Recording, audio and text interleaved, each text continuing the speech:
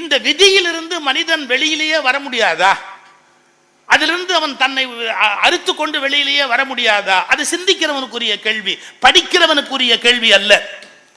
சிந்திக்கிறவனுக்குரிய கேள்வி வேறு, படிக்கிறவனுக்குரிய கேள்வி வேறு. என்னுடைய அபிப்பிராயம், நாட்டில் படிக்கிற 90 பேர் சிந்திப்பதில்லை.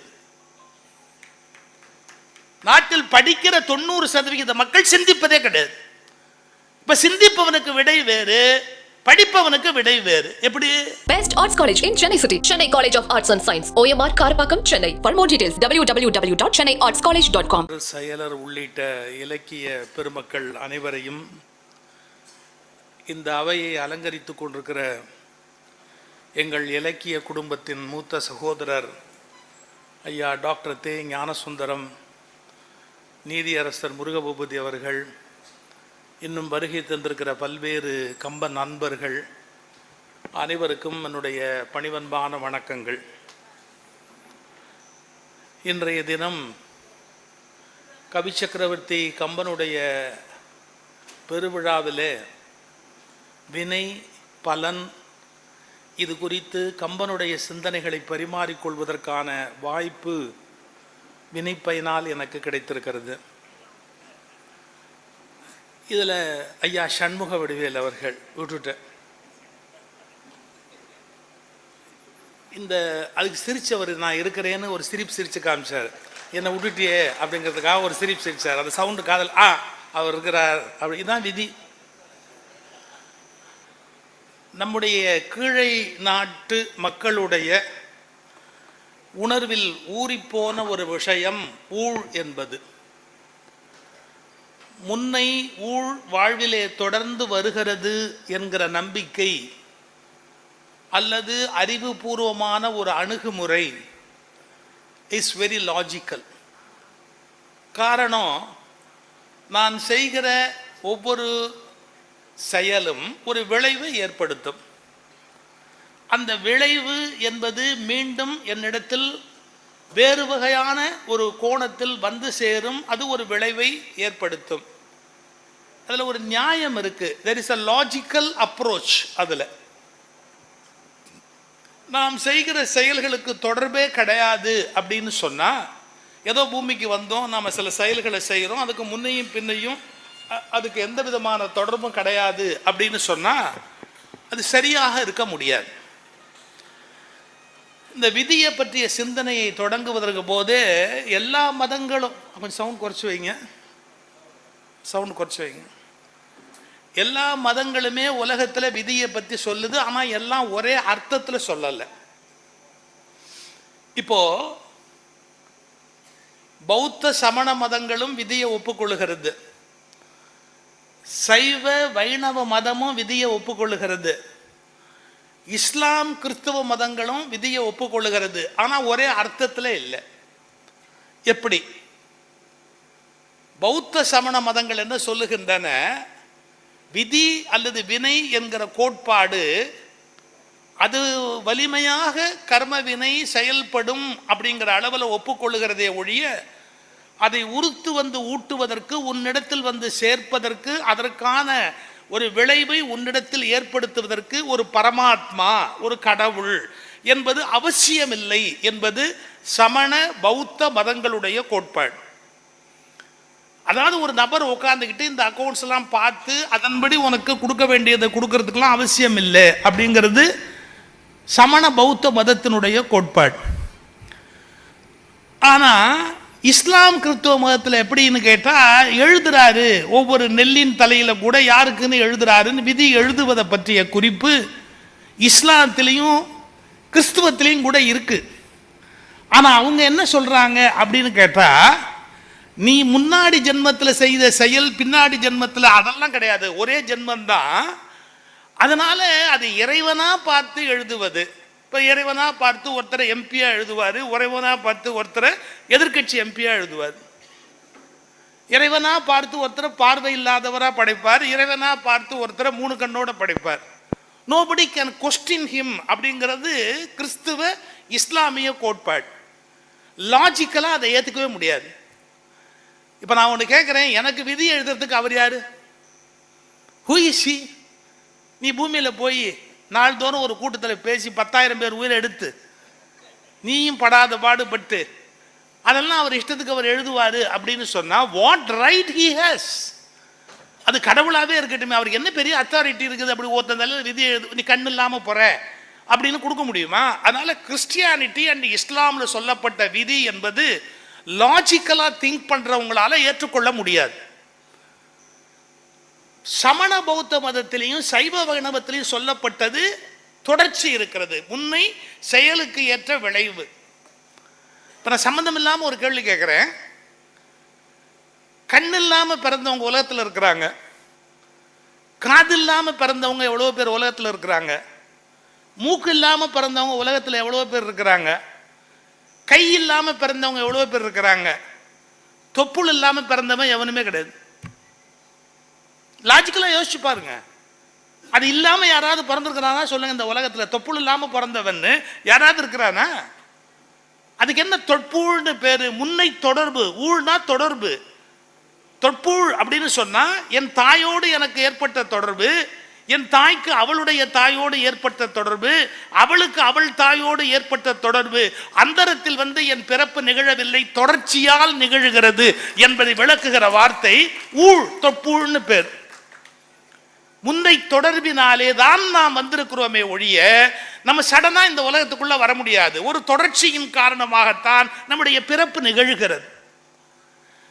உடலும் சரீரமும் முன்னை தொடர்ச்சியின் காரணத்தில் நமக்கு கிடைப்பதைப் போலவே வாழ்வில் இன்ப துன்பங்களும் மகிழ்ச்சி துக்கங்களும் கூட நமக்கு முன்னை தொடர்பு காரணமாகவே கிடைக்கிறது என்பது கீழை நாட்டு சமயங்களுடைய அழுத்தமான கோட்பாடு.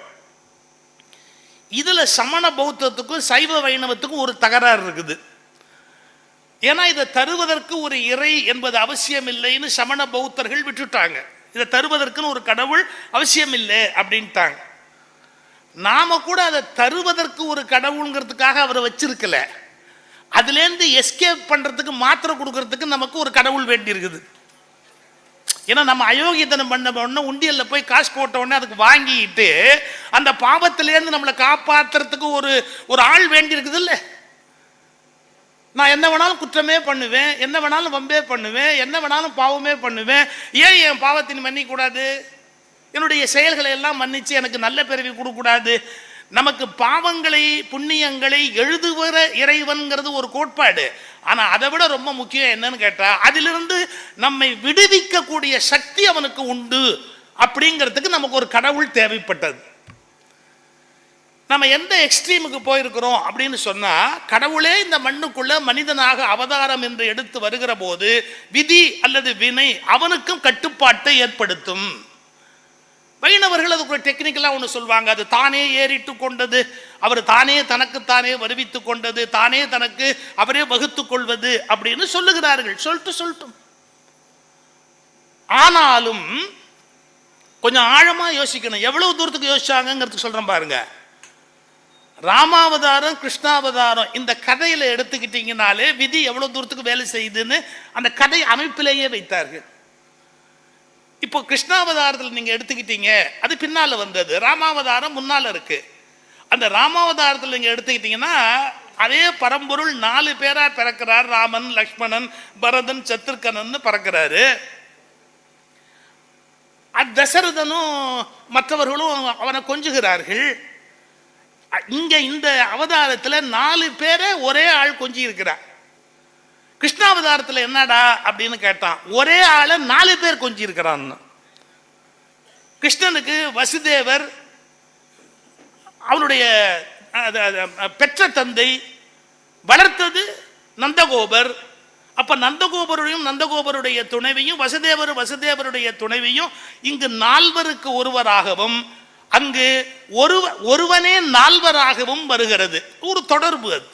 ராமாவதாரத்தில் ஒருவர் 4 கிருஷ்ணாவதாரத்தில் 4 ஒருவராக. இது ஒரு பெரிய விஷயமா தெரியாது. இதுக்கு அடுத்த ஸ்டேஜுக்கு போகணும். ராமாவதாரத்தில் அவர் யாருக்கு சைடு எடுக்கிறாரு? ராமாவதாரத்தில் அவர் சைடு எடுத்தது வாலியை கொல்லுகிறார், சுக்ரீவனுக்கு பட்டம் கட்டுகிறார். வாலி இந்திரனுடைய மகன், சுக்ரீவன் சூரியனுடைய மகன். இந்திரனுடைய மகனுக்கு ஆபத்து விளைவித்து சூரியனுடைய மகனுக்கு ஆதரவு தெரிவித்தது ராமாவதாரம். கிருஷ்ணாவதாரத்துக்கு வாங்க, அர்ஜுனன் சைடு எடுத்தாரு, அதே சமயத்தில் கர்ணனை போட்டு தள்ளினாரு. அப்ப என்னடா நடந்ததுன்னு கேட்டா, இங்க இந்திரன் மகனை கொன்று சூரியன் மகனுக்கு ஆட்சி கொடுத்தார், அங்கே சூரியன் மகனை கொன்று இந்திரன் மகனுக்கு ஆட்சி கொடுத்தார். இதுல இருந்து கூட்டணியை கடவுளே மாத்திக்குவார் அப்படிங்கிற உண்மையையும் நீங்க தெளிவா புரிஞ்சுக்கணும். சந்தர்ப்பத்துக்கு ஏற்ற மாதிரி கூட்டணி வச்சுக்கிறது தப்பு இல்லைன்னு பரமாத்மா நமக்கு சொல்லி இருக்கிறார்னு புரிஞ்சுக்கணும். பர்மனண்டா ஒருத்தரோட எல்லாம் இருக்க முடியாது, அதுக்கு தகுந்த மாதிரி மாத்திக்க வேண்டியதுதான் அப்படின்னு சொல்லி இருக்கிறார். அப்படி அர்த்தம் இல்லாமே இதை விட ஒரு வேடிக்கையான பொருள் இருக்கு. இந்த இந்திரன், இந்த கதைகள் இதையெல்லாம் தாண்டி வாலியை மறைந்திருந்து கொன்றது ராமாவதாரம். வாலியை மறைந்திருந்து கொன்றது ராமாவதாரம். விதி வலியது என்பதால் கிருஷ்ணன் மறைந்திருக்கும் போது வேடனால் அம்பு விட்டு கொல்லப்பட்டது கிருஷ்ணாவதாரம். அவர் காலில் புறா மாதிரி அந்த உள்ளங்கால் தெரியறத பார்த்து வேடன் நம்ப விட்டா செத்தான். அப்ப நம்மால் எப்படி கதை எழுதி வச்சிருக்கிறார்னா, கடவுளை கூட விதி கட்டுப்படுத்தும். போன ஜென்மத்தில் என்ன பண்ணாரோ அந்த ஜென்மத்துக்கு அடுத்த ஜென்மத்தில் அவரும் பதில் சொல்லி ஆகணும் அப்படிங்கிற அந்த கணக்கை கடவுளிடத்துல கூட பொருத்தி வைத்து நம்முடைய மதம் பார்த்து கொண்டே இருக்கிறது. இது ஒரு முன்னுரைக்காக சொல்றேன். இப்ப அதுக்கு அடுத்த ஸ்டேஜுக்கு போவோம். இந்த விதியிலிருந்து மனிதன் வெளியிலேயே வர முடியாதா? அதிலிருந்து அவன் தன்னை அறுத்து கொண்டு வெளியிலேயே வர முடியாதா? அது சிந்திக்கிறவனுக்குரிய கேள்வி, படிக்கிறவனுக்குரிய கேள்வி அல்ல. சிந்திக்கிறவனுக்குரிய கேள்வி வேறு, படிக்கிறவனுக்குரிய கேள்வி வேறு. என்னுடைய அபிப்பிராயம், நாட்டில் படிக்கிற 90 பேர் சிந்திப்பதில்லை. நாட்டில் படிக்கிற 90% மக்கள் சிந்திப்பதே கிடையாது.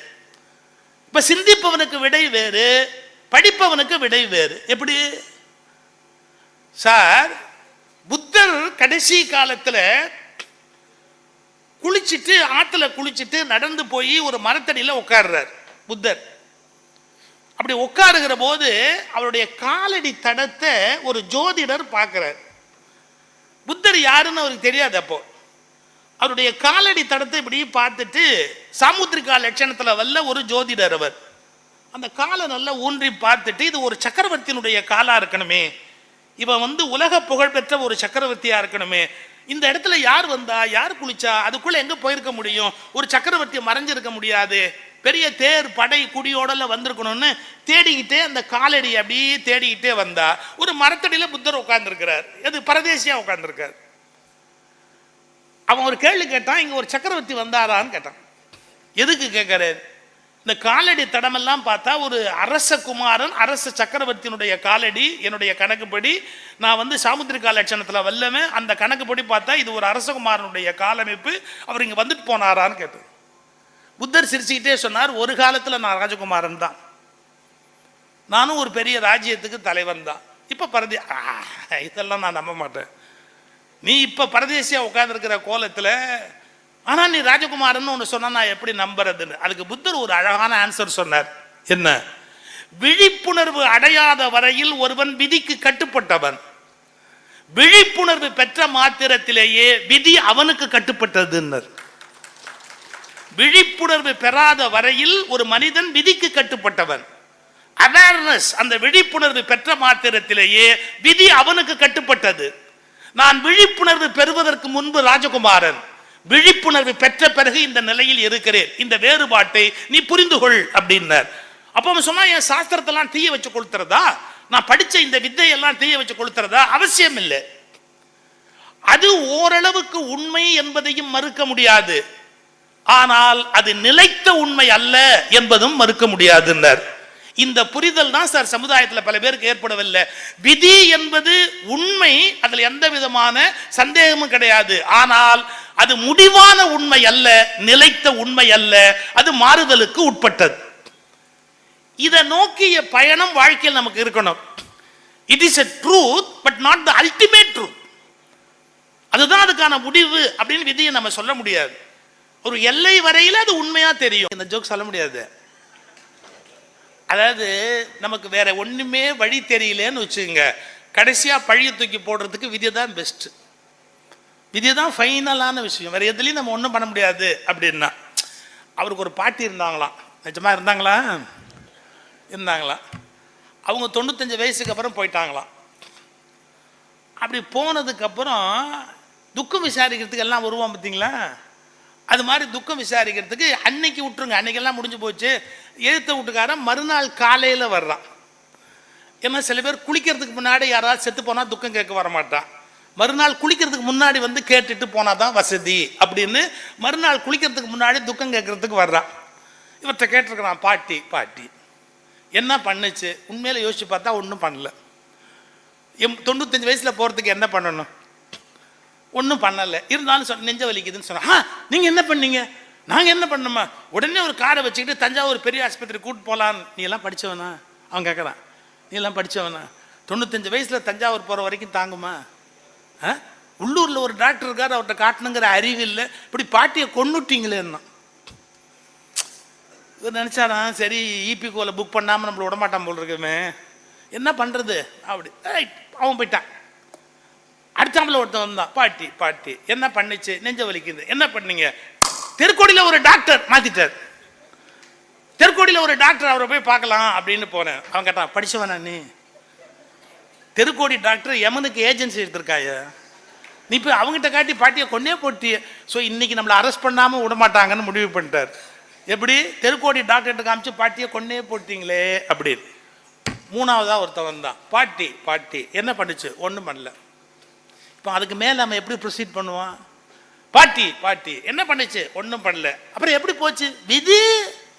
நேரம் வந்தா நீயும் போகணும், நானும் போகணும். வேற வந்தா அப்படிதான், எல்லாரும் விதி வந்தா போக வேண்டியது தான் அப்படி. அவர் என்ன சொல்ல வராரு? அன்ஆன்சரபிள் கொஸ்டின்ஸ், உங்களால் முடிவு சொல்ல முடியாத விஷயங்களை எல்லாம், விடை காண முடியாத வினாக்களுக்கெல்லாம் விதி என்பதை ஒரு முற்றுப்புள்ளியாக நாம் பயன்படுத்தி கொண்டிருக்கிறோம். ஆனா உண்மை அது அல்ல. முன்னை செயலுக்கும் இப்போது நாம் அனுபவித்துக் கொண்டிருக்கிற சில இன்ப துன்பங்களுக்கும் தொடர்பு இருக்கிறது. இந்த இன்ப துன்பங்கள் முன்னைய செயலின் விளைவு அப்படிங்கிற ஒரு உணர்வு இருக்கு இல்லையா? அதைத்தான் நாம விதி அல்லது வினை அப்படிங்கிற கருத்துல சொல்றோம். இந்த ரெண்டு சொல்லுக்கு நடுவிலே ஒரு சின்ன வித்தியாசம் இருக்கு. வினை என்பது செயலை குறிக்கும், விதி என்பது அதற்கான ரூலை குறிக்கும். ரூல் இப்படி பண்ணா அப்படி நடக்கும்னு சொல்ற அந்த ரூல் இருக்கு இல்லையா, தட் இஸ் கால்டு விதி. அதை செய்திருக்கிற செயல் இருக்கு இல்லையா, அது வினை. ஆனா நம்ம இந்த செயலையே அந்த தத்துவமாக குறிப்பிடுகிற நல்வினை, தீவினை, இருவினை, முன்னை வினை, இப்படி நிறைய பயன்படுத்திட்டோம், இலக்கியங்களுக்குள்ள கொண்டு வந்துட்டோம். இப்ப எப்படி யோசிக்கணும் அப்படின்னு கேட்டா, இந்த வினை பயன் என்பது முயற்சியோடு சேர வேண்டும் என்பது கம்பன் வற்புறுத்துகிற ஒரு அழகான விஷயம். இந்த இடத்தை இளைஞர்கள் புரிஞ்சுக்கணும். நான் முதல்ல இளைஞர்களுக்கு ராமாயணம் எப்படி விதி கொள்கை பயன்படும் அப்படிங்கிறதுக்கான ஒரு இடத்தை மட்டும் முதல்ல சொல்ல விரும்புறேன். எது நடந்தாலும் அது விதின்னு சொல்லி பேசாம விட்டுற முடியுமா? உன் முயற்சி வேண்டாமா? நீ அதுக்கு உழைச்சிருக்க வேண்டாமா? அப்படி உழைக்காமையே எல்லாம் விதின்னு சொல்லிக்கிட்டே இருந்தா யாராவது ஏற்றுக்கொள்ள முடியுமா? அதுக்கு ஒரு உதாரணத்தை கவி சக்கரவர்த்தி கம்பன் சொல்றார். எங்க சொல்றார்? சுக்ரீவனும் ராமனும் முதலாக சந்திக்கிறார்கள். அந்த சுக்ரீவனும் ராமனும் சந்திக்கிற காலத்துல சுக்ரீவனுக்கு துணை இல்லாமல் இருந்த போது ராமன் துணையாக வந்து கிடைக்கிறார், பலமான துணையாக கிடைக்கிறார். ஆனா ராமன் சுக்ரீவனுக்கு துணை என்பது முக்கியம் அல்ல. ராமன் எப்படி சுக்ரீவனுக்கு துணையோ அப்படி சுக்ரீவனும் ராமனுக்கு பெரிய துணையாக தேவைப்படுகிற காலம் அந்த காலம். இது யாரும் புரிஞ்சுக்க மாட்டாங்க. சின்ன மனுஷனுக்கு பெரிய மனுஷன் தான் துணை வேணும்னு அவசியம் இல்லை. பல சமயத்தில் பெரிய மனுஷனுக்கு சின்ன மனுஷன் துணையும் அவசியமா தேவை. இன்னும் சொல்ல போனா பல சின்ன மனுஷனை கூட வச்சிருந்தா தான் நீ பெரிய மனுஷனாவே ஷைன் பண்ண முடியும். இது உலகத்தோட இயற்கை. இன்னும் அதை விட முக்கியமான, பல சின்ன மனுஷனாவே வாழ்நாள் முழுக்க வச்சிருந்தாதான் நீ பெரிய மனுஷனாவே ஷைன் பண்ண முடியும். அது அதை விட முக்கியம். அதனால சின்ன மனுஷன் துணை எனக்கு தேவையில்லைன்னு யாரும் பேச முடியாது. ராமனுக்கு சுக்ரீவனும் தேவை, சுக்ரீவனுக்கு ராமனும் தேவை. ரெண்டு பேரும் ஒருத்தர் அப்படி தழுவின உடனே கவி சக்கரவர்த்தி கம்பன் என்ன சொன்னான் தெரியுமா? முயற்சியும் விதியும் இணைந்தது போல அப்படின்னு. எவ்வளவு அழகான வார்த்தை பாருங்க. முயற்சியும் முன்னை விதியும் நமக்கு இணைந்தால் எப்படி வாழ்வில் வெற்றி உண்டாகுமோ அதுபோல் இங்கே ராமனும் சுக்ரீவனும் இணைந்ததால் இருவருக்கும் வெற்றி உண்டாகிறது. கூட்டமுற்று இருந்த வீரர் குறித்தது ஓர் பொருட்டு முன்னாள் ஈட்டிய தவம்னா முன்னை செய்தது, ஈட்டிய தவமும் பின்னர் முயற்சியும், பின்பு அவர்கள் செய்து கொண்டிருக்கிற முயற்சியும், முன்னை வினையும் பின்னர் முயற்சியும் இயைந்தது ஒத்தார். அது ரெண்டும் இணைஞ்சா எப்படி ஒரு டீம் சக்சஸ்ஃபுல்லா இருக்குமோ அது மாதிரி வீட்டு வாழ் அரக்கர் என்னும் தீவினை வேரின் வாங்க கேட்டு உணர் கல்வியோடு ஞானமும் கிடைத்ததொத்தார். ஸோ நாம முதல்ல ஒரு கன்க்ளூஷனுக்கு வருவோம். வெறும் விதின்னு பேசாம சோம்பேறித்தனமா இருக்கக்கூடாது. எல்லாமே முயற்சி தான், விதினே ஒன்று கிடையாது அப்படின்னு ஒரு என்ன சொல்றது மட்டை அடிக்கிற மாதிரி பேசிக்கொண்டே இருப்பதுலேயும் அர்த்தம் கிடையாது. சில சமயத்தில் எல்லாமே பண்ணி நடக்காம போனது இல்லையா, எல்லாமே சரியாவே இருந்து இந்த உலகத்தில் தோத்து போனவன் இல்லையா, எல்லா வகையிலையும் சரியான ஒரு உழைப்பு அப்படியே செய்து முடித்து கூட அடைய வேண்டிய வெற்றி அடைய முடியாமல் போன கால சூழ்நிலை அப்படின்னு ஒன்று இல்லையா, இருக்கு.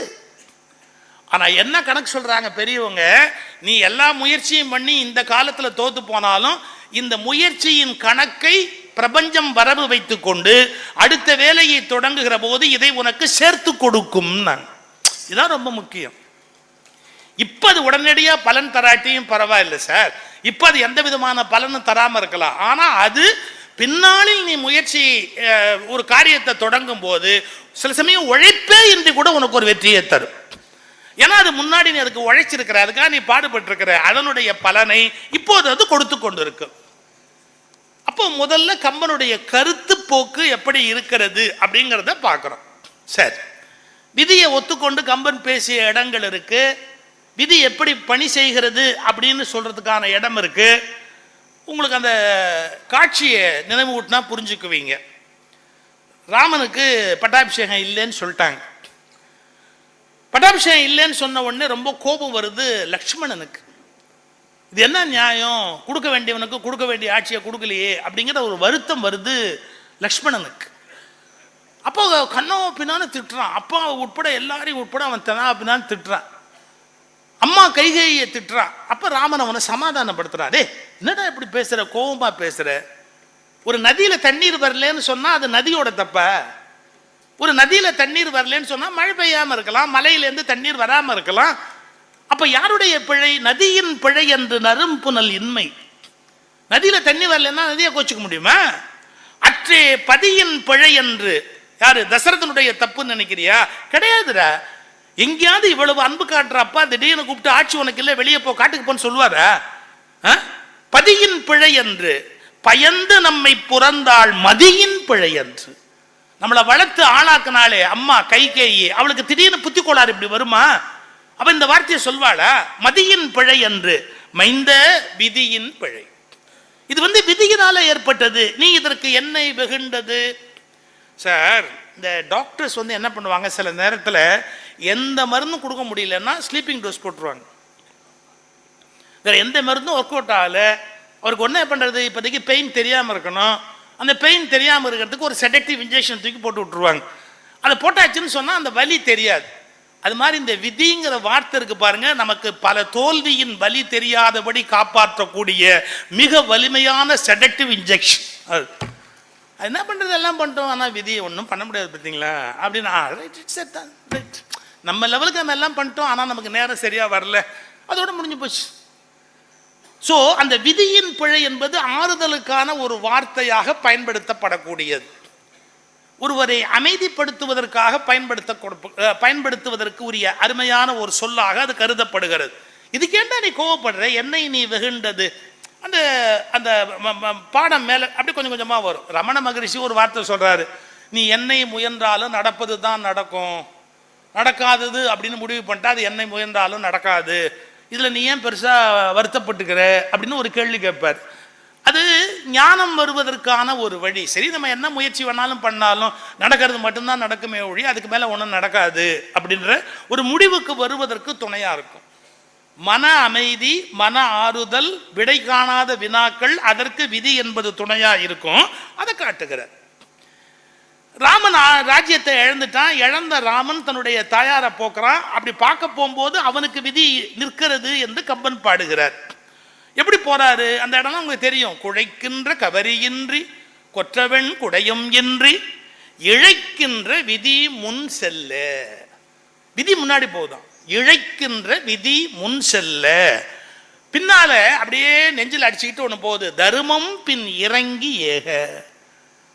பின்னாடி நின்று அழுது கொண்டே போகிறது தர்மம். ஐயோ, ராமன் காட்டுக்கு போக வேண்டி இருக்குது, எவ்வளவு தவறு எவ்வளவு தவறு, நல்லவர்கள் துன்பப்பட வேண்டி இருக்கிறது.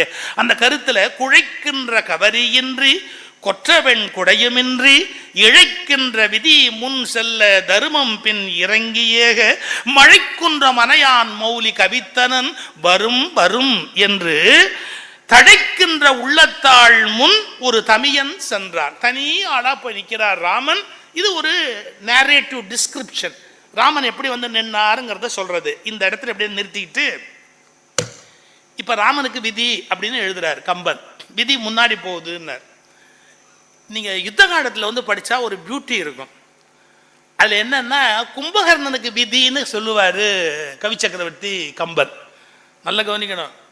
ராமனுக்கு விதின்னு சொல்ற போது இழைக்கின்ற விதி முன் செல்லனாரா, முன்னாடி போயிட்டு இருக்குது. இழைக்கின்ற விதி முன் செல்ல. கும்பகர்ணனுக்கு எப்படிடா போகுதுன்னா விதி நின்றது பிடர் பிடித்து உந்த நின்றது. என்ன சார் டிஃபரன்ஸ்? பின்னாலேருந்து தள்ளுதுறான். அதுவும் இந்த பிடர் பிடித்து உந்த அப்படி பின்னாலேருந்து விதி கும்பகர்ணனை தள்ளுதா. எப்படி? விதி நின்றது பிடர் பிடித்து உந்த நின்றதுன்னா இந்த இடத்துல கம்பன் தூக்கி சாப்பிட்டார். எப்படி? ராமனுக்கு விதின்னு சொல்றது மரியாதையா முன்னாடி போகுது, கும்பகர்ணனுக்கு பின்னாலேருந்து தள்ளுது. இதை போலீஸ் அரெஸ்ட் பண்ற காட்சியை பார்த்தா புரியும். எப்படி? பெரிய மனுஷனை அரெஸ்ட் பண்ண வேண்டியிருக்குன்னு வச்சுங்க. இப்போ நிறைய பெரிய மனுஷன் உள்ள போக வேண்டி வந்தான். பெரிய மனுஷனை அரெஸ்ட் பண்ண வேண்டியிருக்குன்னு வச்சுங்க. போலீஸ் எப்படி பேசுவாங்க தெரியுமா? Excuse me sir, you are under arrest. ஏன் நாளைக்கு பவருக்கு வந்துட்டேன், அதனால போலீஸே பணிவா பேசுவாங்க. Excuse me sir, you are under arrest அப்படின்பா. அப்புறம் ப்ளீஸ் ஃபாலோ மீ, நீங்க பின்னாடி வாங்க அப்படின்ட்டு ஜென்ட்லா அது போடுறது அப்படியே போகும். எது? போலீஸ் ஆஃபீஸர் மேலே போவான். பேட்ட ரவுடிய பெரியார் பின்னாலே தள்ளுவான். இதை கம்பன் நினைச்சு எழுதினாரோ நினைக்காம எழுதினாரோ தெரியல. இதை எழுதுனதை படிச்சப்ப எனக்கு வந்து ஞாபகம். ராமன் கிட்ட அவ்வளவு மெஜஸ்டிக்கா இழைக்கின்ற விதி முன் செல்ல. ஆனா அதுவே வந்து கும்பகர்ணனுக்கு விதி நின்றது பிடர் பிடித்து உந்த நின்றது. நீங்க இது இப்படியே எடுத்துக்காதீங்க. நான் சொன்னதுக்காக அப்படியே எடுத்துக்காதீங்க. நீ சொன்ன எதை எடுத்துக்கிட்டோன்னு கேட்குறீங்களா? நான் சொன்னது நிறைய கேட்டிருந்தா நாடு உருப்பிட்டு இருக்குமே. இருக்கட்டும், அது ஒரு பக்கம் அப்படியே இருக்கட்டும். அதாவது எப்படி எடுத்துக்கணும் தெரியுங்களா? நீ எப்படிப்பட்டவனாக இருக்கிறாயோ அதற்கேற்ப விதி உன்னிடத்தில் பணிந்து போகும் என்ற உண்மையை புரிந்து கொள்ளுங்கள். உங்களுக்குள்ள அந்த ஞானமும் அந்த தைரியமும் இருந்த விதி வரணும், பின்னாடி அது பாட்டுக்கு வரட்டும். இப்போ ரமண மகரிஷிக்கு பிளவை நோய் வருது முதுகில், ராமகிருஷ்ண பரமஹம்சருக்கு தொண்டையில் வருது நோய். அவங்க வந்து அதை சீரியஸாக எடுத்துக்கிட்டு கஷ்டப்பட்டு அழுதாங்களா? அதே நோய் வேற ஒருத்தனுக்கு இருந்தால் என்ன ஆர்ப்பாட்டம் பண்ணியிருப்பான், எவ்வளவு அமங்கலம் பண்ணியிருப்பான். ஸோ நான் ஒரு வார்த்தை சொல்றது உண்டு, சஃபரிங் இஸ் மேண்டேட், அதாவது ப்ராப்ளம் இஸ் மேண்டேட்டரி. புரியுதா உங்களுக்கு? Problems are mandatory but suffering is optional. Suffering is optional. வேணும்னா நீங்க கஷ்டப்படலாம், வேணாம்னா கஷ்டப்படாம இருக்கலாம், இல்லையா? Problems are mandatory. உலகத்துல எல்லாருக்கும் கஷ்டம் என்பது பொது. எல்லாருக்கும் கஷ்டங்கிறது பொதுங்கிறதுனாலேயே அதை எல்லாரும் அதே மாதிரியே கஷ்டப்படணும்னு அவசியமே கிடையாது. நீங்க வேணும்னா கஷ்டப்படாம இருக்கலாம். இது ஒரு உதாரணத்துக்காக மட்டும் சொல்றேன். எமர்ஜென்சி டயத்தில் எம்ஆர் ராதாவை அரெஸ்ட் பண்ணி கொண்டு போய் இதில் போட்டாங்க ஐஜி ஆஃபீஸில். ஐஜி ஆஃபீஸில் இருக்கிற ஐஜி படமெல்லாம் பார்த்துட்டு இவர் 19 இது வரைக்கும் இவர் திருவள்ளூர் படத்தை காமிச்சு இவர் ரொம்ப நாள் ஐஜியாக இருக்கிறாரு, ரொம்ப நாள் ஐஜியாகவே இருக்கிறாரு, இவர் படத்தை எல்லா இடத்துலையும் மாட்டிடுறாங்க. அப்போ கூட ஒருத்தன் கேட்டான், அண்ணன் உங்களுக்கு அறிவு இருக்கு, மிசால் அரெஸ்ட் பண்ணி கொண்டாந்து உள்ளே வச்சுருக்கேன், ஜோக் அடிக்கிறீங்க? இப்போ சிரிக்காட்டு எப்படா சிரிக்கிறது? இப்படி இவர் பேசிக்கிட்டு இருக்கும்போதே ஒய்ஃப்னு சொல்லக்கூடாது, ஒய்ஃபில் ஒருத்தர், அது இஷ்டம். அந்த அம்மா ஓடியாந்து, மாமா உன்னை உள்ளே வச்சுட்டாங்க மாமா, நீ ஒன்று பண்ணு மாமா, நான் இனிமேல் தப்பு பண்ண மாட்டேன்னு எழுதி கொடுத்தா போலீஸில் விட்டுருவாங்களா மாமா, எழுதி கொடுத்துருவேன். நான் என்ன தப்பு பண்ணேன்? ஒரே தப்பு பண்ணேன், வீட்டில் படுத்துருந்தேன். ஆனால் இப்படி எழுதி தட்டுமா, இனிமேல் வீட்டில் படுக்க மாட்டேன், எழுதி தட்டுமா? சார் இவ்வளவு கட்டத்துக்கு மத்தியிலும் அந்த ஆளுக்கு கேலியா சிரிக்குதா? இப்ப நீங்க வாழ்க்கையில நிபந்தனைகளோடு சந்திச்சீங்கன்னு வச்சுங்க, இதெல்லாம் இருந்தால் நான் மகிழ்ச்சியாக இருப்பேன் அப்படின்னா உங்க கண்டிஷனை எல்லாம் ஃபுல் பண்ணி நீங்க மகிழ்ச்சியா இருக்கவே முடியாது. எது நடந்தாலும் நான் நிம்மதியா இருப்பேன்டா அப்படின்னு முடிவு பண்ணிட்டா உங்களை யாராலும் அசைக்கவே முடியாது. ராமனுடைய லட்சியம் என்ன அப்படின்னு கேட்டீங்கன்னா, எவ்வளவு துன்பங்கள் வந்தாலும் துன்பத்துக்கு துன்பப்படாமை. அதுதானே சார் ஞானம்ங்கிறதுக்கு அடையாளம். பகவத்கீதையில துவந்த நிலை, அந்த இரட்டை மனோபாவத்திலிருந்து வெளியே வா. இன்பத்துக்கு இன்பப்படாமை, துன்பத்துக்கு துன்பப்படாமை. விதி இருக்கு, ஆனா அது மரியாதையா முன்னாடி போகுது. அதனால ராமன் பாதிக்கப்படவில்லை, வருத்தப்படவில்லை. அப்படி புரிஞ்சுக்கணும். வாழ்க்கையில் நமக்கு விதி துன்பத்தை ஏற்படுத்தினாலும் கூட பாதிக்கப்படாத நபராக நாம் இருப்பது எப்படி என்பதை கவி சக்கரவர்த்தி இங்க சொல்லுகிறார். இதே மாதிரிதான் அவருடைய வாழ்க்கையில் சொன்ன யாரு, கும்பகர்ணனுடைய வாழ்க்கையில விதி நின்றது, பிடர் பிடித்து உந்த நின்றது. ஏன்னா கும்பகர்ண இன்னொரு இடத்துலயும் சொல்றான், அத அவன் அட்வைஸ் பண்ண வேண்டியதெல்லாம் பண்ணிட்டான் ராவணனுக்கு, கேட்கறதா இல்லை. வாழ்க்கையில சில பேருக்கு நம்ம அட்வைஸ் பண்ணுவோம், நம்ம அட்வைஸ் பண்ண கூடுதலா தப்பு பண்ணுவான். அது மாதிரி சில பேர் இருக்கிறார், நீ புத்தி சொன்னேன்னா இதை விட மோசமா பண்ணுவேன்பா. அவனுக்கு போய் அட்வைஸ் பண்ண முடியுமா? எவ்வளவு அட்வைஸ் பண்ண முடியுமோ அவ்வளவு அட்வைஸ் பண்ணி முடிச்சுட்டு கும்பகர்ணன் கடைசியா சொன்னா, நான் சொல்றது கொஞ்சம் கேளு, இந்த தேவி சீத்தை கொண்டு போய் விட்டுடு. ஏன்? வென்றிவன் வருவன் என்று உரைக்கிலேன், விதி நின்றது பிடர் பிடித்து உந்த நின்றது. அந்த இந்த ஒரு வரியை மட்டும் சொன்னா, அதுக்கு முந்தின வரியை நீங்க இப்ப பார்க்கணும். வென்றிவன் வருவன் என்று உரைக்கிலேன், நான் கண்டிப்பா ஜெயிச்சுட்டு வருவேன்னு சொல்ல முடியாது. வென்றிவன் வருவன் என்று உரைக்கிலேன், விதி நின்றது பிடர் பிடித்து உந்த நின்றது. பொன்றுவன் செத்து போவேன், பொன்றுவன் பொன்றினால் பொலன்கொள் தோழியை நன்று என நாயக விடுதி. என் மரணத்தின் மூலமாவது நீ ஒரு கல்வியை கற்று அந்த சீத்தம்மாவை கொண்டு போய் அங்க விட்டுட்டு வர மாட்டியா என்று தன் மரணத்தின் மூலமாவது ராவணன் கல்வி கற்க வேண்டும் என்று விரும்புகிறான் கும்பகர்ணன். இப்போ ஒரு சூழ்நிலை அது ராமனுக்கு எப்படி இருந்தது, இவனுக்கு கும்பகர்ணனுக்கு எப்படி இருந்தது என்பதை படம் பிடித்து காட்டுகிறார் கவி சக்கரவர்த்தி கம்பர். இப்போ ஒரு கேள்வி வரும், மனிதர்களுக்கு விதி என்பது காலத்தினால வருகிறது, சூழலால வருகிறது, முன்பு செய்த செயல்களால வருகிறது. இதுல கூட சயின்ஸ் ஒரு கடுமையான கேள்வி கேட்குது. நீங்கள் உங்களை எத்தனை பேர் பிறவி மறுபிறவி என்பதை பற்றியே ஒப்புக்கொள்ளுகிற தைரியம் இருக்கான்னு எனக்கு தெரியாது. நான் அதை ஒப்புக்கிறவேன். கண்டிப்பாக ஒவ்வொரு மனிதனுக்கும் பல பிறவி உண்டு. எழுகடல் மணலை அளவிடின் அதிகம் எனதிடர் பிறவி அவதாரம், எழுகடல் மணலை அளவிடின் அதிகம் எனதிடர் பிறவி அவதாரம். 7 கடல் மணலை கூட அள்ளிடலாம், என் பிறவி என்னன்னு நான் அணக்க முடியாதுங்கிறார் அருணகிரிநாதர். அது உண்மை. கண்டிப்பாக முன்னை பிறவி அடுத்த பிறவி என்ற ஒரு கணக்கு இல்லைன்னு சொன்னா லாஜிக்கே இல்லாம போயிடும் உலகத்துல. அதை நம்ம தெளிவா புரிஞ்சுக்கணும். இதுதான் கீழே நாடுகள் உலகத்துக்கு கொடுத்த மிகப்பெரிய தர்மம். அது பௌனம், அது பௌத்தமா இருக்கலாம், சமணமா இருக்கலாம், சைவமா இருக்கலாம், வைணவமா இருக்கலாம், எதுவா இருந்தாலும் இந்த பல பிறவி எடுப்பதால நம்முடைய இன்ப துன்பம் என்பது தொடர்கிறது அப்படிங்கிற கருத்து ஆழமான கருத்து. பட் அது மெடிக்கல்ல என்ன கொஸ்டின் இருக்கு அப்படின்னு கேட்டீங்கன்னா, மெடிக்கல் சயின்ஸ்ல இருக்கிற பெரிய கொஸ்டின் என்னன்னு கேட்டீங்கன்னா, அவங்களுடைய தியரி படி மெமரி சீட்டுங்கிறது பிரெயின் மட்டும்தான். மெமரி சீட், ஒரு விஷயம் நடந்ததுன்னு சொன்னா அதை மெமரி பதிவு பண்ணிக்கும். நீங்க மரண தருவாயில் இருக்காங்க பார்த்தீங்களா, செத்த மாதிரி உள்ள போயிட்டு வெளியே வந்தவங்க இருக்கிறாங்க, அவங்க எல்லாரும் ஒரே எக்ஸ்பீரியன்ஸ் தான் சொல்றாங்க. என்ன சொல்றாங்க தெரியுங்களா? ஒரு ஒளி இருந்தது, அதை நோக்கி நாங்கள் வேகமாக போகிற மாதிரி இருந்தது. அப்போ என் பழைய வாழ்க்கை முழுக்க ஞாபகம் வந்தது, என்னுடைய எல்லா வாழ்க்கையும் ஞாபகத்துக்கு வந்தது. அப்புறமா திடீர்னு பார்த்தா மறுபடியும் நான் கண்ணை முழிச்சுக்கிட்டேன், ஆப்ரேஷன் தேட்டரில் இருக்கிறேன் அப்படின்லாம் சொல்லுவாங்க. நிறைய 90% அந்த மாதிரி இன்சிடென்ட் படித்து பார்த்தா அப்படி தான் பேசுவாங்க. அது என்ன தெரியுங்களா? உண்மையில் நம்முடைய மெமரி எந்த ப்ராப்ளம் வந்தாலும் அதை எப்படி சால்வ் பண்ணலாங்கிறதுக்கு எல்லா ஃபைலையும் வேகமாக புரட்டும். இதே மாதிரியான ப்ராப்ளம் ஏற்பட்ட போது நான் எப்படி சால்வ் பண்ணேன் அப்படிங்கிறதுக்காக நம்முடைய மெமரி என்ன பண்ணும், வேற முன்னாடி என்ன நடந்தது, முன்னாடி என்ன நடந்தது, முன்னாடி என்ன நடந்தது, அது மாதிரியான ஒரு ஆபத்தை நான் எப்படி சந்திச்சேன், எப்படி சால்வ் பண்ணேன் அப்படின்னு மெமரி வேகமாக தேடும். இப்போ மரணம்ங்கிறது அது புதுசாக சந்திக்குது, அதை எப்படி சால்வ் பண்ணலான்னு அது எல்லா நினைவுகளையும் தேடும். இது வரைக்கும் வாழ்க்கையில் சந்திச்ச எல்லாத்தையும் கிட்டு தேடிக்கிட்டே வரும். இதில் ஏதாவது தீர்வு இருக்கா, இதில் ஏதாவது தீர்வு இருக்கா, இதில் ஏதாவது தீர்வு இருக்கா அப்படின்னு. அதனாலதான் மரணம் அடைகிற நிலையில போய் திரும்பி வெளியே வந்த எல்லாரும் ஒரே விஷயத்தை தான் நாரேட் பண்றாங்க சயின்ஸ்ல. சரி, இப்ப நம்முடைய மெடிக்கல் சயின்ஸ் படி மெமரியோட சீட், அதாவது நினைவு எண்ணங்களுடைய பதிவு என்பது மூளையில தான் இருக்குது அப்படிங்கிறான். ஒன்று நீங்க எரிச்சுடுறோம் சில சம்பிரதாயங்கள் படி, ஒன்று புதைச்சிடுறோம் இந்த பூமியில. அவன் எங்கேயோ யாரோ பிறக்கிறான், எப்படி இந்த மெமரி இருக்க முடியும்? ஏன்னா மெமரியினுடைய சீட் வந்து மூளை, அது இங்க பூமியில போயிடுச்சு, எரிச்சாச்சு. அப்ப எது கேரி பண்ணுச்சு? அப்பதான் நம்முடைய கருத்துக்கு வரும் ஆன்மான்னு ஒண்ணு.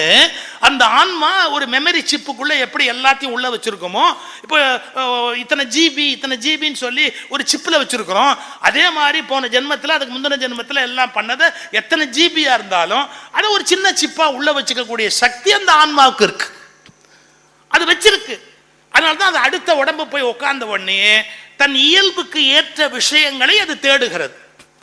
அது தன் இயல்புக்கு என்ன தேவையோ அதே மாதிரியா அது பிஹேவ் பண்ணுது. நீங்க மகாத்மா காந்தி உயிரோடு இருந்த காலத்திலேயே ஒரு சம்பவம் நடந்தது. ஒரு பையன் திடீர்னு என்ன கிளைம் பண்ணா, எனக்கு கல்யாணம் ஆயிடுச்சு, 7 வயசு, என் மனைவி பேரு இது, இந்த ஊர்ல எனக்கு சொத்து இருக்கு, கடை இருக்கு, இந்த ஊர்ல எனக்கு குழந்தை இருக்கு, நான் அங்க போகணும். 7 வயசு அந்த பையனுக்கு. வீட்டிலெல்லாம் முதல்ல பைத்தியம்னாங்க, விளையாட்டுக்கு சொல்லுதுன்னாங்க, என்னெல்லாமோ யோசிச்சாங்க. கடைசியில் அவங்க மாமா வந்தவர் இது என்ன பெரிய பிரச்சனையா இருக்கேன்னு, சரி இவன் சொல்றதெல்லாம் உண்மையானு பார்க்கலாம்னு இவனை விட்டுட்டு அந்த ஊருக்கு போனா அந்த தெரு இருக்கு, அந்த தெருவில் அவன் சொன்ன கடை இருக்கு, அந்த கடையில் ஒரு பெண்மணி உட்கார்ந்துருக்கிறாங்க. உங்க கணவர் பேர் என்ன அப்படின்னு கேட்டா அவர் இறந்து போயிட்டாருங்க, ஆனா அவருடைய பேர் இதுன்னு சொல்றாங்க. அந்த பேர் தான் அந்த பையன் சொல்றான். அதுக்கப்புறம் இவனை அழைச்சிக்கிட்டு போறாங்க. அழைச்சிக்கிட்டு அந்த இடத்துக்கு போனா மனைவி இப்ப உயிரோட வளர்ந்து வயதானவங்களா இருக்கிறாங்க. இவன் சின்ன பையனா இருக்கிறான் 7 வயசுல. பெரிய பையன் பேர் சொல்லி அவனை கூப்பிடுங்கிறான், சின்ன பையன் பேர் சொல்லி அவனை கூப்பிடு அப்படிங்கிறான். எல்லாம் விளையாட போயிருக்கிறாங்க, கூப்பிடு அப்படிங்கிறான். இப்ப அவன் என்ன பண்ண முடியும்? இந்த வீட்லயும் சேர்க்க முடியாது, அந்த வீட்லயும் சேர்க்க முடியாது. அவனுக்கு நினைவு வந்துருச்சு, பழைய நினைவுகள். இந்த வழக்கு மகாத்மா காந்தி கிட்டே போச்சு. அப்புறம் அவர் சொன்னார், சைக்காட்ரிஸ்ட் யாராவது பார்க்க சொல்லு, இந்த பையனுக்கு ஏதாவது பண்ண முடியுமா பார்க்க சொல்லு அப்படி. அது நீண்ட கதை, பெருசா போயிட்டே இருக்கும். இதை எதுக்கு சொல்ல வர, ஒரு மனிதன் அடுத்த பிறவி எடுக்கிற போது நினைவு எங்கிருந்து வருகிறது?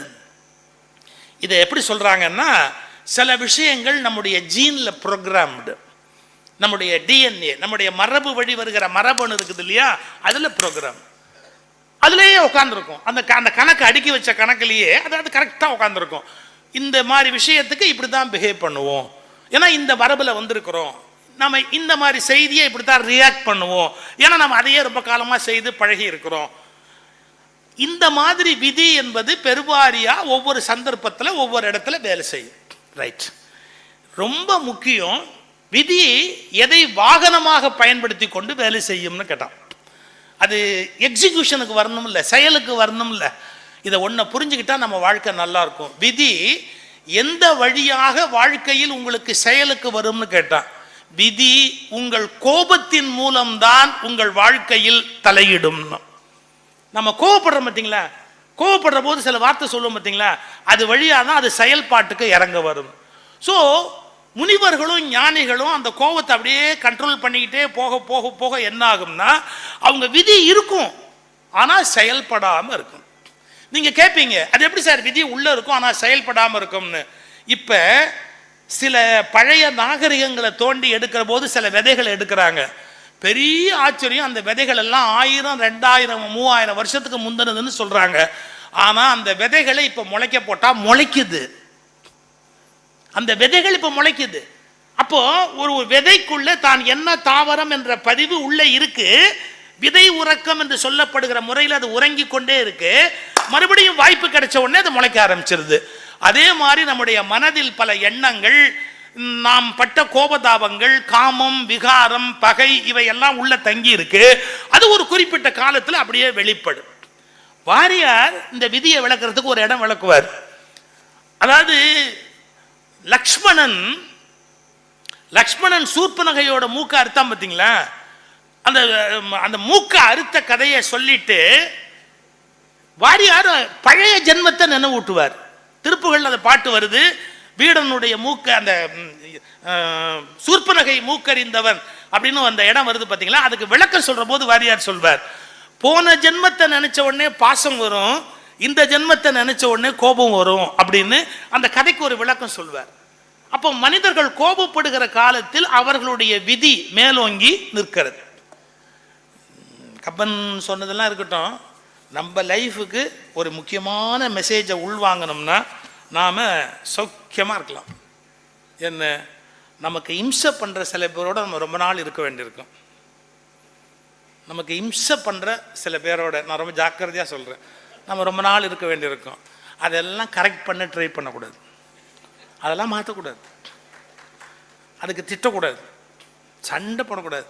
ரைட்டு, கணக்கு செட்டில் ஆகுது, திரும்பி விட்டோம்னா புரளாங்காயி மறுபடியும் எப்பாவது வரும், அதை விட பேசாமல் இருந்துட்டா பரவாயில்ல அப்படின்ட்டு அது காதிருந்து நம்ம செவிடாக இருந்துட்டோன்னு வச்சுக்கோங்க. சில சமயத்தில் பல இடங்களில் விதியிலேருந்து ஜெயிச்சு வெளியே வந்துடலாம். என்ன வேணாலும் கண்ணா ஏதோ பேசிப்பார், நமக்கு என்ன வந்தது அப்படிங்கிற மாதிரி. சண்முடி இருக்காரு, எனக்கு அவர் சொல்லலைன்னா தூக்கம் வராது. திருச்சி சிவகுரு வீட்டில் கல்யாணம். சிவகுரு வீட்டு கல்யாணத்துக்கு நாங்கள் போயிருக்கும்போது மேலே சத்தம், பேண்டு சத்தம், ஒரே கூச்சல். நான் இவரும் பக்கத்தில் சோஃபாவில் ஒன்றா உட்காந்துருக்கோம். அப்போ அங்கேருந்து ஒருத்தர் வந்து நின்றுக்கிட்டு இவர்கிட்ட என்னமோ பேசுகிறார். ஒரு பயலுக்கும் காதில் விழாது. அந்த கூச்சலில் அவர் என்ன பேசுகிறாருன்னே காதில் விழாது. அவர் எப்படி ஏதோ பேசிக்கிட்டே இருந்தார். இவர் சண்முகவேலு தலையாட்டினார்.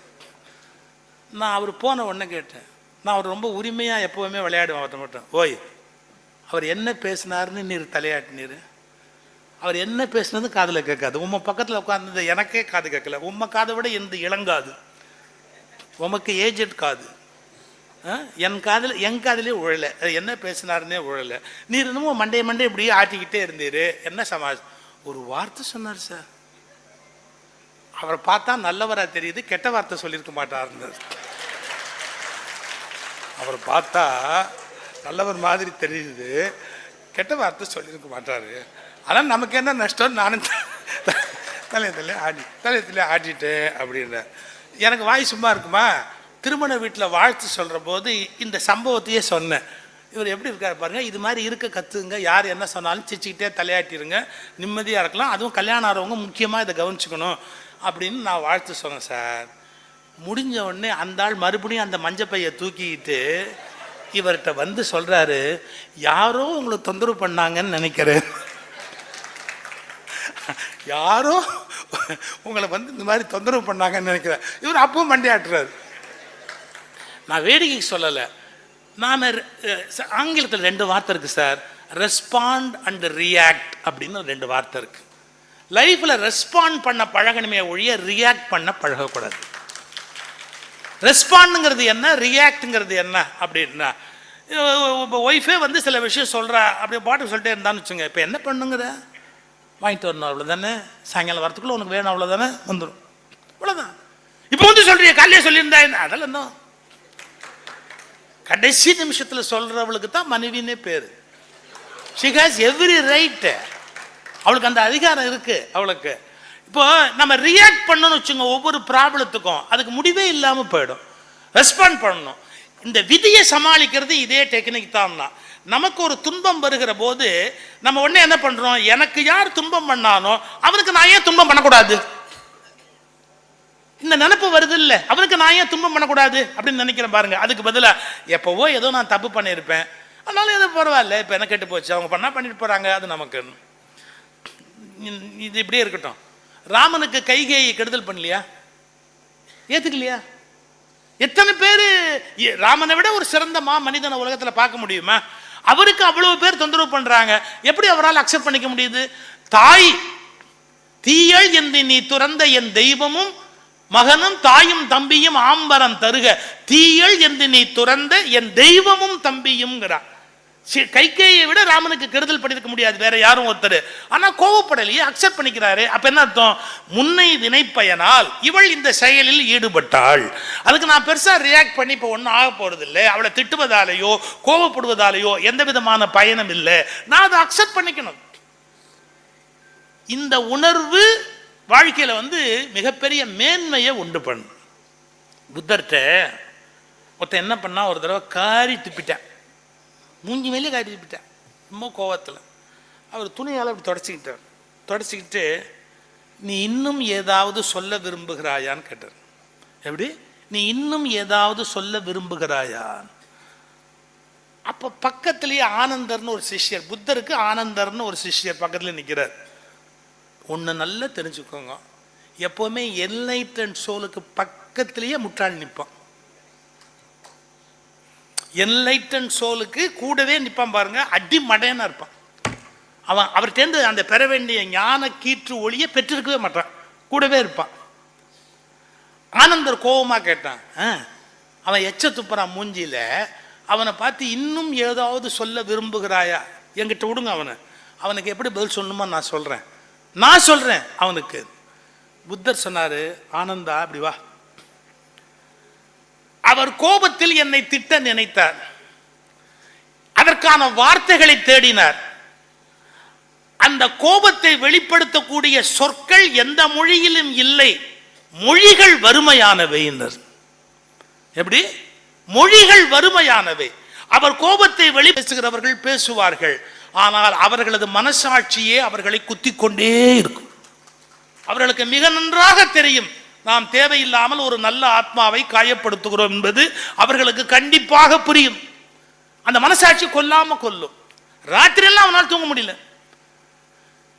காலையில் புத்தரை பார்த்து மன்னிப்பு கேட்கணும்னு நினைச்சான். புத்தர் குளிச்சுட்டு நதியில் போய் அப்படி குளிச்சுட்டு அப்படி எந்திரிச்சு புத்தர் வெளியில் வர்றாரு. அப்படி வரும்போது அந்த இடத்துக்கு அவன் ஓடி வந்து அப்படியே புத்தர் காலில் விழுந்து என்னை மன்னிச்சேன்னு சொல்லுங்க, என்னை மன்னிச்சேன்னு சொல்லுங்க, என்னை மன்னிச்சேன்னு சொல்லுங்க. வேற ஒருத்தர்னா என்ன சார் பண்ணுவாங்க? வேற ஒருத்தர் இந்த தினத்தந்தியை கூப்பிடுப்பா, இதை ஃபோட்டோ எடுத்து போட்டு சொல்லுப்பா, நேற்று காரி துப்புனவன் இன்னைக்கு காலில் விழுறான் பத்தியா, அதுதான் நம்ம பவர். நம்ம பவர் என்னன்னு உலகமே தெரிஞ்சுக்கிட்டோம். யூடியூப்ல எடுத்து போடுங்கப்பா, பார் காலில் விழுந்துட்டான் பார். புத்தர் அப்படிலாம் ஒன்றும் சொல்ல, அவன் காலில் விழுந்த உடனே, ஆனந்தா அவர் இப்போதும் ஏதோ சொல்ல விரும்புகிறார், அதற்குரிய சொற்கள் மொழியில் இல்லாததால் இந்த காரியத்தை செய்து விட்டார். அது அவருடைய குற்றம் அல்ல, அது மொழியின் பிழை. அந்த மொழி ஊமையானது, மொழி வறுமையானது அப்படின்ட்டு காலை உருவிக்கிட்டு ஒண்ணுமே அதை பத்தி பேசாம நகர்ந்து போறார் புத்தர். அவன் கேட்டான், மன்னிச்சேன்னு ஒரு வார்த்தை சொல்லக்கூடாதா, நீங்க என்ன மன்னிச்சேன்னு ஒரு வார்த்தை சொல்லக்கூடாதா? அதுக்கு புத்தர் ஒரு பதில் சொன்னார் பார், நேற்று காரி துப்பிய அதே மனிதனா நீ? இப்போது அந்த மனிதன் நகர்ந்து விட்டார், அந்த மனிதன் ஓடிவிட்டார். இப்போது வந்திருக்கிற நீ குற்றமற்ற ஒரு மனிதன், உன்னில் நான் மன்னிப்பதற்கு என்ன இருக்கிறது, அதனால் உன்னை மன்னிப்பது என்ற பேச்சுக்கே இங்கு இடமில்லை. அப்பதான் புத்தர் ஒரு பொன்மொழி சொன்னார், ஒரே நதியில் 2 முறை கால் நனைக்க முடியாது. ஒரே நதியில் 2 முறை கால் நனைக்க முடியாது. ஏன்? நதி ஓடிக்கிட்டே இருக்குது, நீங்க காலை வச்சீங்கன்னு வச்சுங்க தண்ணி ஓடி போயிடும். ஒரே நதியில் 2 முறை கால் நனைக்க முடியாது. எல்லா மனிதனும் ஓடுகிற நதியினர், எல்லா மனிதர்களும் ஓடுகிற நதி. அப்ப ஓடுகிற நதி மாறிக்கொண்டே இருக்கும், மனிதர்கள் மாறிக்கொண்டே இருப்பார்கள்.